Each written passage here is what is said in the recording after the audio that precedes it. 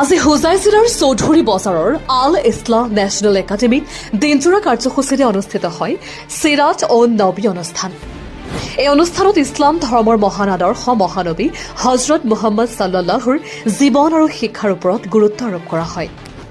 উক্ত অনুষ্ঠানত মুখ্য অতিথি হিচাপে উপস্থিত থাকে SAS গ্ৰুপ অফ স্কুলৰ ডাইৰেক্টৰ ডক্টৰ হবিবুৰ ৰহমান। এই অনুষ্ঠানৰ লগতে বিদ্যালয়খনৰ 10ম শ্ৰেণীৰ ফেয়াৰৱেল অনুষ্ঠানো অনুষ্ঠিত হয়। উল্লেখযোগ্য যে এইবাৰ বিদায় লোৱা ছাত্ৰ ছাত্ৰীসকলেই বিদ্যালয়খনৰ প্ৰথম বেটছ আছিল। শিক্ষক শিক্ষয়িত্ৰী আৰু বিদ্যালয় প্ৰশাসনৰ ফালৰ পৰা ছাত্ৰ ছাত্ৰীসকলৰ উজ্জ্বল ভৱিষ্যতৰ কামনা জনোৱা হয়। এই অনুষ্ঠানৰ জৰিয়তে ছাত্ৰ ছাত্ৰীসকলৰ মনত শিক্ষা নৈতিকতা আৰু দায়িত্ববোধৰ নতুন দিশ উন্মোচিত হয়। প্ৰথম বেটছৰ বিদায় বিদ্যালয়খনৰ ইতিহাসত এক স্মৰণীয় অধ্যায় সংযোজন কৰে। Thank you. আজি চৌধুৰী বজাৰ আল ইছলাম নেশ্যনেল ইংলিছ একাডেমীত চিৰাতুন নবী আৰু ক্লাছ 10ৰ ফেয়াৰৱেল প্ৰগ্ৰাম আছিল।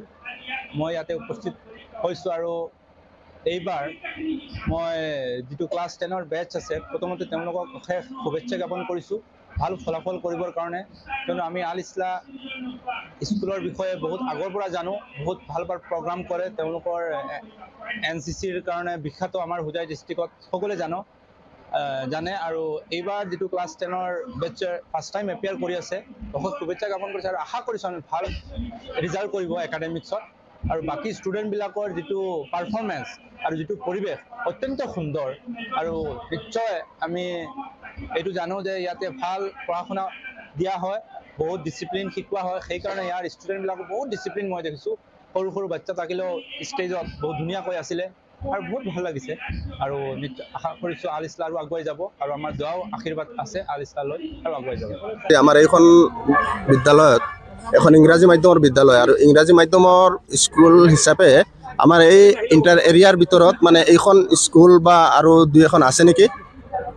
মানে ইংৰাজী বিদ্যালয়ৰ ছাত্ৰ ছাত্ৰীয়ে নতুনকৈ মানে মেট্ৰিকৰ ফাইনেল এক্সাম দিব আৰু ফাইনেল এক্সামত আমাৰ স্কুলৰ ৰিজাল্ট ভাল হ'ব বুলি আমি গোটেই এৰিয়াত মানে মানুহে মানে এনে আশাবাদী আছে যে আমাৰ স্কুলৰ ৰিজাল্টটো ভাল হ'ব।